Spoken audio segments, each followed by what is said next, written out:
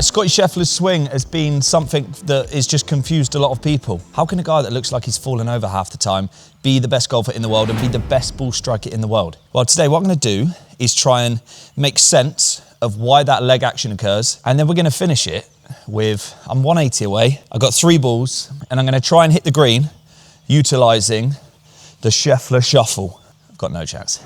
So firstly, a quick little look at Scottie Sheffler's golf swing, because he gets quite a bit of hate from, you know, very accomplished golfers, no doubt, in the comment section on social media. Here are a couple that I personally quite enjoyed.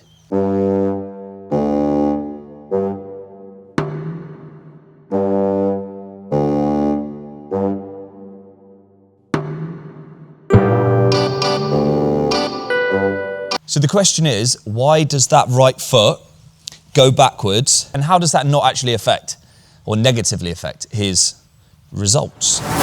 So if I want to hit the golf ball further, I've got to put more force into the floor in a few different directions. So let's just go through the different forces. So we've got something that Sheffler does a lot of. We got the lateral force, so the push from the right foot in the backswing. People watching this just up at the hotel, like, what the f is this guy doing? The next force is the horizontal forces. So you can actually call these different forces, by the way, but we're just going to keep it like really simple because we don't need to call it like frontal plane torque and stuff. Horizontal forces. This is a video which shows the horizontal forces. So basically up and that. So right foot going back, left foot going forward. It's the rotational forces. The easiest one that we all know is the vertical force, a la Ronaldo.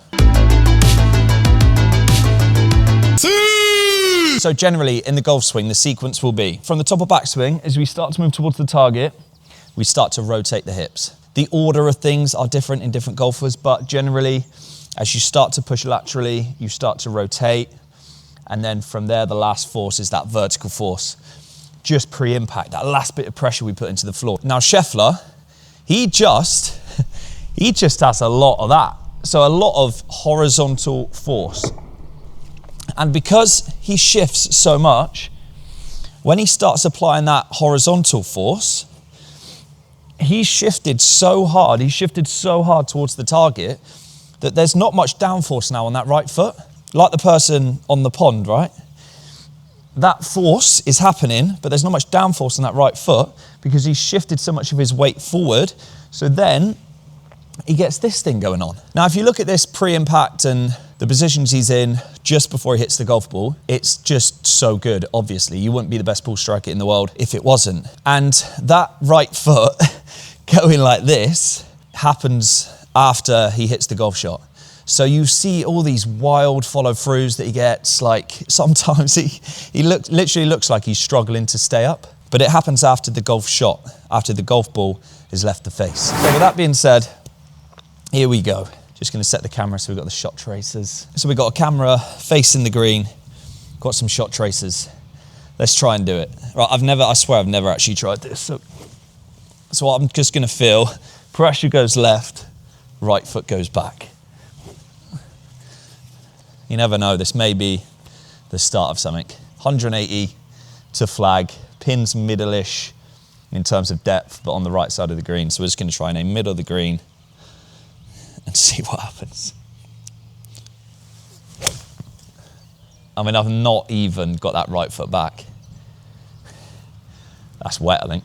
Yeah, that's wet. Right, attempt to, and it just shows because I'm not very good at getting my weight going this way, it's actually really hard for me to do that. So I'm gonna have to feel like I'm just into my left side early.